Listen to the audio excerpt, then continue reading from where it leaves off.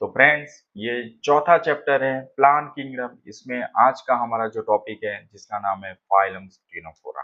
तो आज हम टिनोफोरा के बारे में पढ़ेंगे। तो बेटा ध्यान से देखना है ये वीडियो, ताकि आपका ये जो फाइलम्स कैटेगरी वाला ये जो एनिमल्स है वो आपका फंडा क्लियर हो जाए।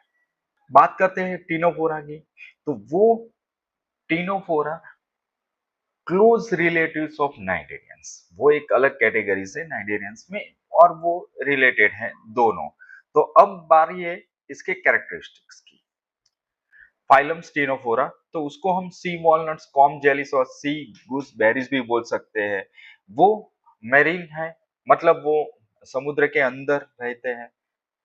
रेडियली हम बात करें तो सिमेट्रिकल है।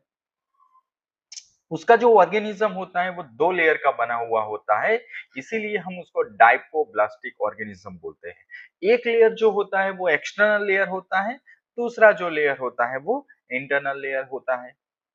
बॉडी की बात करें तो उनकी बॉडी में टोटल 8 एक्सटर्नल रो होते हैं। किसके होते हैं? ये सिलिएटेड कॉम प्लेट्स के टोटल 8 बाहर के रो होते हैं, अलग अलग लेयर्स होते हैं वहां पे। और ये जो एक्सटर्नल रो है वो रो उसको मूवमेंट करने के लिए हेल्प करते हैं। That should be help in locomotions. इसीलिए तो उसका नाम हुआ है टिनोफोरा। क्यों? Because of the total 8 external row of the ciliated comb plants, and that row that can be used in help in locomotions। तो इसीलिए उसका नाम क्या है? टिनोफोरा। अब हम बात करें न्यूरोसाइट्स, तो यहाँ पे एब्सेंट होते हैं।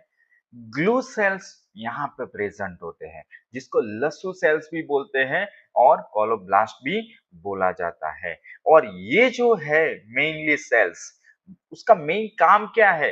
तो वो जो फूड होता है उसको कैप्चर करने के लिए उसको बहुत ही बेनिफिट है, इसमें ये सेल का मेन काम है। डाइजेशन की हम बात करें तो यहाँ पे डाइजेशन दोनों तरफ से हो सकता है, मतलब एक्स्ट्रा सेल्यूलर डाइजेशन भी पॉसिबल्स है और इंट्रा सेल्यूलर डाइजेशन भी करता है। मतलब ये दोनों टाइप्स का डाइजेशन यहाँ पे वो करता है।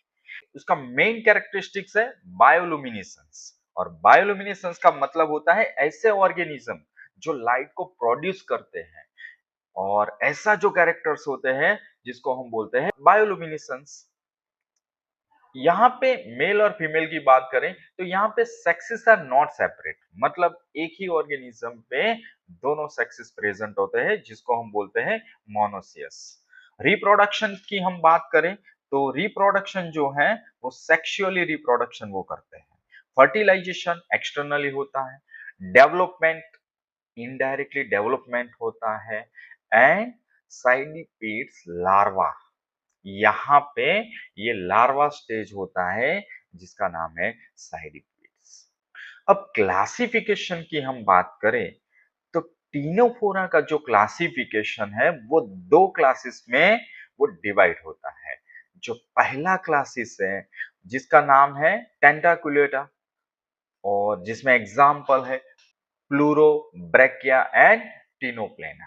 तो ये एग्जाम्पल है टेंटाकुलेटा। और मेन हम बात करें तो ये जो क्लास होता है वो एडल्ट स्टेज के अंदर वहां पे दो टेंटाकल्स होते हैं, इसीलिए ये क्लास है that should be related with the adult stage. दूसरा हम बात करें न्यूडा, तो इसमें एग्जांपल है बीरोय। और यहाँ पे ये लार्वा स्टेज होता है, जिसकी वजह से टेंटाकल्स ये स्टेज में एब्सेंट होता है। छोटा सा आज का टॉपिक था, मतलब ये टॉपिक यहाँ पे आपको इतने कैरेक्टरिस्टिक्स याद रखने, इसमें से एमसीक्यू क्वेश्चन आ सकते हैं। तो अब बारी है पहला एमसीक्यू क्वेश्चंस की। The number of ciliated comb plates in Ctenophora are option 1 4, 6, 8 and 10। तो आपको सही आंसर हमें बताना है, इसका सही आंसर क्या है। The type of larva in Ctenophora is option 1 Cydipedes, Trichomela, Miller's larva या रेडिया। तो बच्चों आपको इसका सही आंसर हमें कमेंट करके जरूर बताना है। अगर कंटेंट आपको ये पसंद आ रहा है तो अपने दोस्तों के साथ उसको शेयर कीजिए और अपना चैनल को सब्सक्राइब कीजिए। तो कल हम दूसरा फाइलम लेके आएंगे, दैट नेम इज प्लेटीहेल्मिंथस। तो वो हम कल पढ़ाएंगे। तब तक के लिए गुड बाय।